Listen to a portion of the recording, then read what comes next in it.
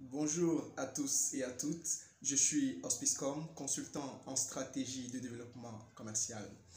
Alors, lorsque nous regardons les événements actuels, donc la situation liée au Covid-19, et que nous prenons quand même ce regard-là, nous faisons ce regard-là avec du recul, avec un air décontracté ou même un air humoristique, nous pouvons nous dire que nous retrouvons les différentes phases des rédactions, vous savez, celles que nous faisions lorsque nous étions au collège. Nous pouvons retrouver les différentes phases de nos rédactions de collège dans cette situation-là, justement. D'abord, s'il vous en souvient, la situation initiale. Tout naturellement, nous avons démarré l'année 2020 avec une grande vision et des ambitions pas des moindres.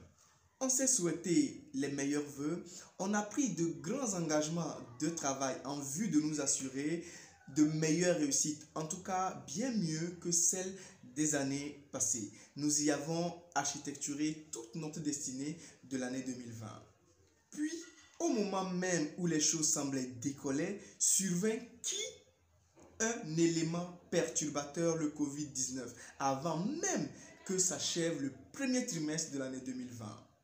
Ce qui nous plonge dans un dénouement que nous connaissons nous tous, confinement et règles sanitaires, etc. Et chacun y va de ses capacités de survie. Et dans tout ce méli-mélo, on se questionne sur l'issue possible, l'éventuelle situation finale. Eh bien oui, certains même plus optimistes les uns que les autres. Et pour ma part, j'ai la conviction que tout ira bien, mieux et très vite, car nous ne baissons pas les bras. Actuellement, j'entends dans les oreilles, tel un chuchotement, cette belle citation du célèbre Alphonse Lamartine. Ô temps, suspends ton vol, et vous, heure propice, suspendez votre cours. Laissez-nous savourer les rapides délices des plus beaux de nos jours.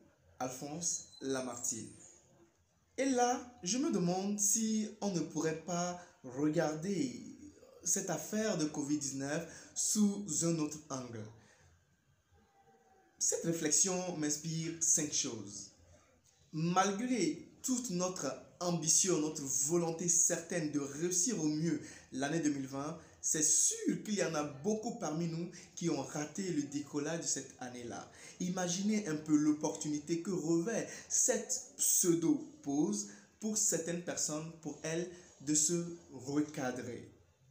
Pour nous, entrepreneurs qui sommes constamment en train de travailler et quelquefois, vu que c'est très difficile, sommes même très loin de nos familles et que nous ne les voyons que très peu souvent, ça peut aussi être l'opportunité de nous rapprocher de nos familles et de renouer les liens fraternels, de renouer des contacts. Cette période pourrait également offrir l'opportunité quand même de rattraper nos retards. Peut-être même de nous renforcer sur tel ou tel aspect, de remettre de l'ordre dans nos affaires. Oui, peut-être encore, elle peut servir cette période de semi-évaluation quand même de la première partie de l'année, soit en tout cas la peine premier trimestre, pour nous demander est-ce que nous étions vraiment sur les lignes de promesses que nous avions décidées ou promises en début d'année. Cela nous permettrait peut-être de réajuster, n'est-ce pas? C'est peut-être encore l'opportunité de redéfinir de nouveaux objectifs. Comme on le dit si bien, après la pluie, le beau temps. Peut-être que nous devrions nous repréparer à aborder la nouvelle ère qui va arriver après la période de Covid-19. Why not? Enfin, soyons juste optimistes. En tout cas, je suis de ceux qui partagent un optimisme fou et enragé. Un optimisme ferme que la période de Covid-19 n'est que le vent qui souffle, qu'elle passera. Et peut-être ferions-nous mieux de nous aligner derrière les personnes qui pensent que après cette période de Covid-19, après cette crise de pandémie mondiale, que nous puissions penser à la perspective et à l'éventualité de fêter à nouveau à une nouvelle année 2020 bis, de sorte à faire tabula rasa et repartir sur de meilleures bases, de repartir sur de meilleures prémices. C'était Hospicecom. Ciao, à bientôt.